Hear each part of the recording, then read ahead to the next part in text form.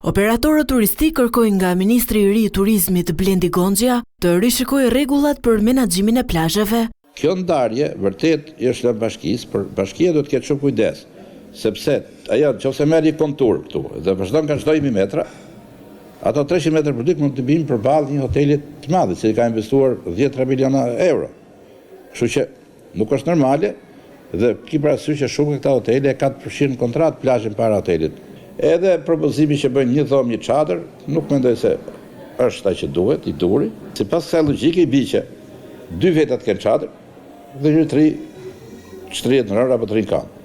Kështu që propozimi jot është 1 me 1.5. Sektori i turizmit, sipas Unionit Turistik Shqiptar, ka nevojë për rreth 30.000 punonjës. Për plotësimin e nevojave kërkohen procedura më të thjeshtuara për ata që vijnë nga jashtë, me qëllim që gjatë sezonit bizneset të mos përballen me mungesa. Njëra është kërkesa për staf në përgjithësi, pra staf thjesht, sanitare, ndihmës ushqimdhënore, ndihmës kamariere. Të tjetër është për kapacitete profesionale, për staf profesional. Ajo që kërkojmë është që të përshpejtohen afatet e procedurat për sa i përket pajisjes me leje qendrimit të punonjësve të huaj.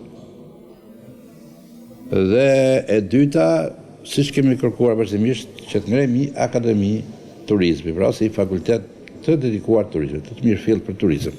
Një kërkesë e përsëritur e operatorëve është edhe që punonjësit në bizneset turistike të jenë gjithvjetor, me kushtin që qeveria të paguajë një pagë minimale për ta për muajt jashtë sezonit veror.